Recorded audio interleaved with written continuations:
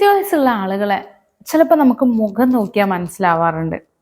ജ്യോതിഷമൊന്നുമല്ല, മുഖത്തിന്റെ ഒരു ചില പ്രത്യേക ക്യാരക്ടേഴ്സ് നോക്കിക്കഴിഞ്ഞാൽ നമുക്ക് PCOD ആണ് എന്ന് സംശയിക്കത്തക്ക തരത്തിൽ ഒരു സൂചന ലഭിക്കാറുണ്ട്. അത് തന്നെയാണ് മൂൺ ഫേസ്. ഈ മൂൺ ഫേസ് എന്ന് പറഞ്ഞാൽ അത് എങ്ങനെയിരിക്കും?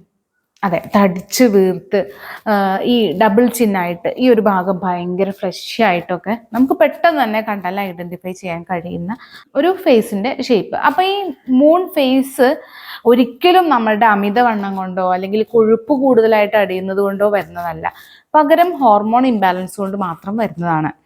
അപ്പോൾ ഈ മൂൺ ഫേസ് എങ്ങനെ കുറക്കാമെന്ന് നമുക്കൊന്ന് നോക്കാം. അതായത് ഹെൽത്തി ഫാറ്റ്, കോംപ്ലക്സ് കാർബോഹൈഡ്രേറ്റ്, കൂടുതൽ പ്രോട്ടീന്, ഇതൊക്കെ ഇൻക്ലൂഡ് ചെയ്തിട്ടുള്ള ഒരു സമീകൃത ആഹാരം കഴിക്കുന്നതിലൂടെ, പിന്നെ ഉപ്പ്, ജങ്ക് ഫുഡ് തുടങ്ങിയിട്ടുള്ള ഭക്ഷണ സാധനങ്ങളൊക്കെ കുറക്കുന്നതിലൂടെ, അതുപോലെയാണ് കൂടുതലായിട്ട് ഹൈഡ്രേറ്റഡ് ആയിരിക്കാൻ ശ്രമിക്കുക, കൂടുതൽ വെള്ളം കുടിക്കാൻ ശ്രമിക്കുക. അപ്പോൾ കൂടുതലായിട്ടുള്ള സോഡിയം ഒക്കെ പുറന്തള്ളാൻ ഇത് ശരീരത്തിനെ സഹായിക്കും. പിന്നെ സ്ട്രെങ്ത് ട്രെയിനിങ്, അതുപോലെ തന്നെ യോഗ പോലുള്ള കാര്യങ്ങളൊക്കെ നമുക്ക് റെഗുലറായിട്ട് പ്രാക്ടീസ് ചെയ്യാം.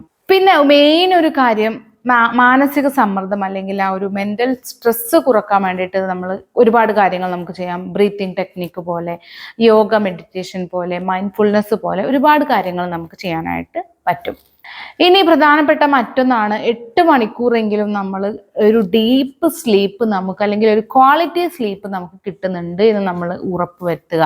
അതുപോലെ ഗ്രീൻ ടീ, മഞ്ഞൾ അടങ്ങിയിട്ടുള്ള ഭക്ഷണം, പച്ചക്കറികൾ കൂടുതലായിട്ട് ഭക്ഷണത്തിൽ ഉൾപ്പെടുത്തുക. ഇതൊക്കെ കൂടുതൽ കഴിക്കുന്നതിലൂടെ നമുക്ക് omega-3 ഫാറ്റി ആസിഡ് നമ്മുടെ ശരീരത്തിന് കൂടുതൽ കിട്ടുന്നുണ്ട്. അപ്പോൾ ഈ പറഞ്ഞ കാര്യങ്ങളൊക്കെ ഫോളോ ചെയ്യുന്നതിലൂടെ നമുക്ക് ആ ഒരു ഹോർമോണിന്റെ ഇംബാലൻസ് ബാലൻസ് ചെയ്യാൻ കഴിയും. ഈ മൂൺ ഫേസ് പോലെ നമുക്ക് ആ ഒരു ഡിസ്ഫിഗറേഷൻ വരുന്ന ആ ഒരു ക്യാരക്ടറിനെ നമുക്ക് കുറക്കാനായിട്ടും സാധിക്കും.